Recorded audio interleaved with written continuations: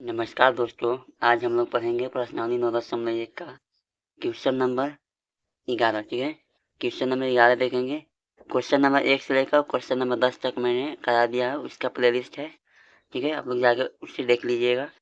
तो चलिए question number 11 को पढ़ते हैं, क्या कह रहा है। क्वेश्चन नंबर 11 कह रहा है कि एक नहर के एक तट पर एक टीवी टावर ऊर्ध्वाधर खड़ा है। टावर के ठीक सामने दूसरे तट के एक अन्य बिंदु टावर के शिखर का कोण 60 डिग्री है।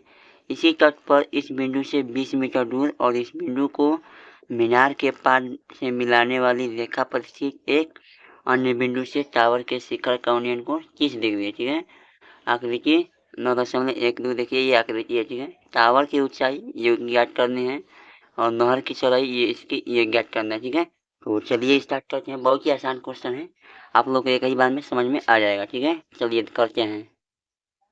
देखिए यही हम लोग का चित्र है। ठीक है, तो चलिए इसे हम हल करते हैं। देखिए सबसे पहले लिखेंगे हम लोग त्रिभुज। देखिए इसको आप लोग वाई मान लीजिए और इसे आप लोग एक्स मान लीजिए। ठीक है, जब इसे आप एक्स और वाई मान लेंगे लिखेंगे त्रिभुज ए बी सी में। ठीक है, त्रिभुज ए बी सी में। ठीक है, त्रिभुज ए बी सी में लिखेंगे कि tan थीटा बराबर लंब बटे में आधार यानी कि वाई बटे में एक्स बराबर। देखिए यहाँ पर क्या होगा, tan थीटा का मान एक tan 30 डिग्री ना, tan 60 डिग्री। ठीक, और बराबर वाई बटे में एक्स। tan 60 का मान अंडर रूट में 3 होता है बराबर वाई बटे में एक्स। ये वाई बराबर क्या हो जाएगा, एक्स अंडर रूट में 3। ठीक है, ये समीकरण नंबर 1 मान लीजिए इसे आप लोग। अब देखिए क्या करेंगे हम लोग कि इसे अब लिखेंगे त्रिभुज त्रिभुज ए डी बी में।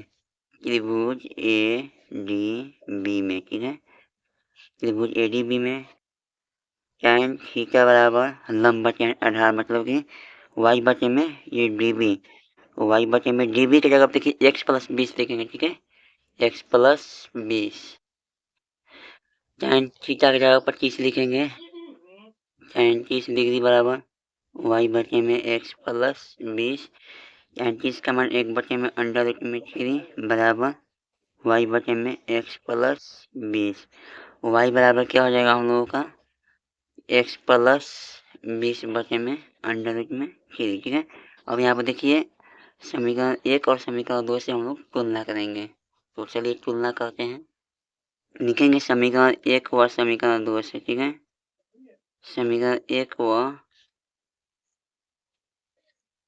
2 से। ठीक है, देखिए एक्स अंडर रूट में 3 लिखेंगे, एक्स अंडर रूट में 3 बराबर एक्स प्लस 20 बटे में अंडर रूट में 3। ठीक है, गुना करेंगे तो हम लोग का 3x हो जाएगा और बराबर एक्स प्लस 20।